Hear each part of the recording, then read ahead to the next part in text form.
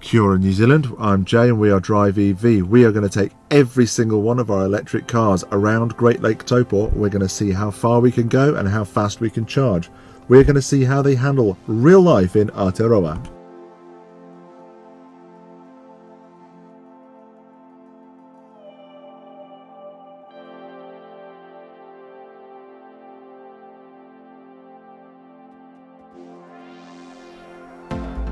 Hi all, thanks for having a look. We filmed this one coming out of lockdown and consequently Jay had forgotten everything he was supposed to do and say, but it's a great excuse to have lots of drone shots of a quite nice looking car, so no loss.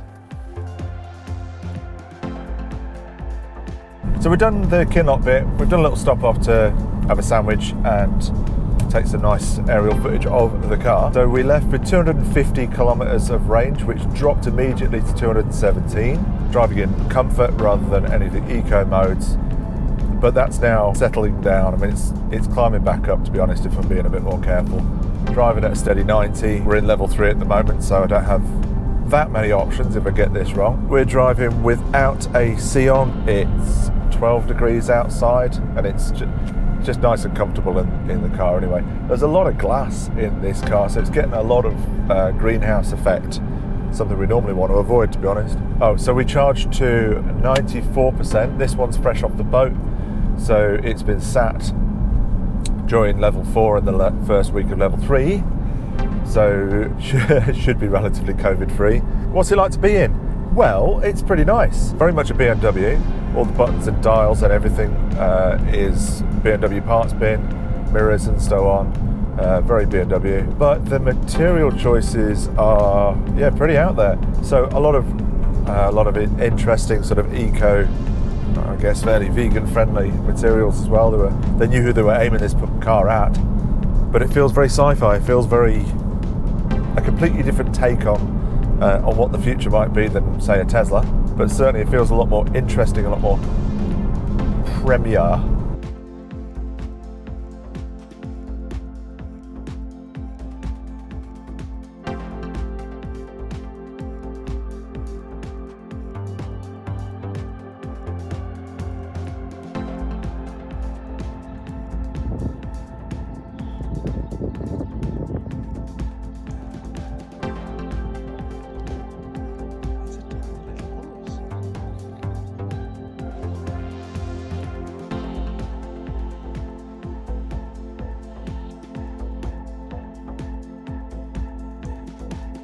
The interior's proper mad.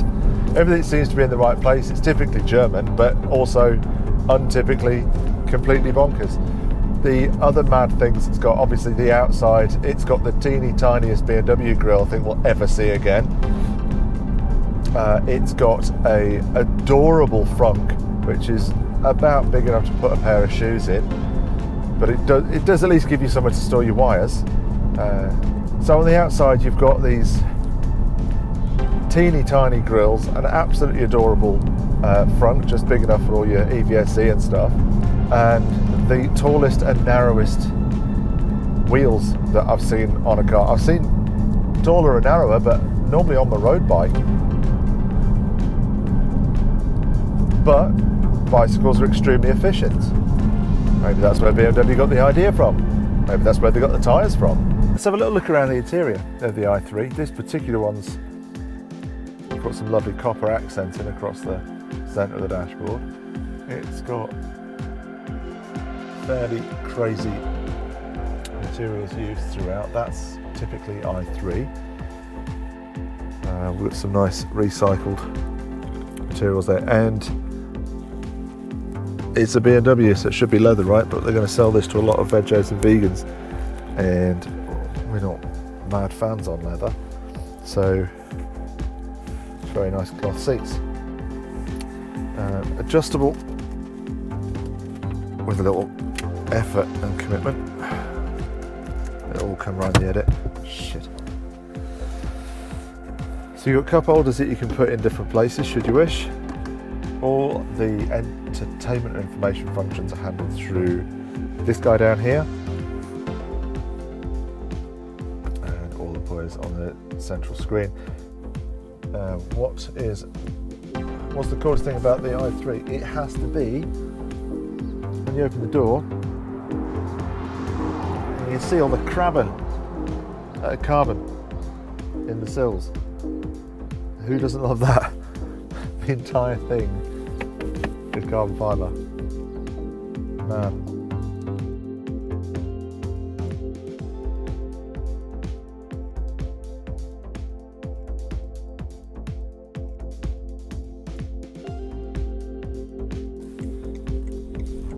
Coming up on Tourangi with 50.5% range. Remember, we only charged to 94, so we've used 44% of our range. No, 43.5. Back at Drive EV, we've got 104 Ks left on Eco Pro Plus, or in Comfort that gives us 99 Ks, and that's 33% remaining in the battery, which, given my usual driving standard, means this must be hella efficient. This rates to 50 kilowatts DC charging. I'm going to plug it into the hypercharger and see what it says. The battery's got to be pretty warm by now.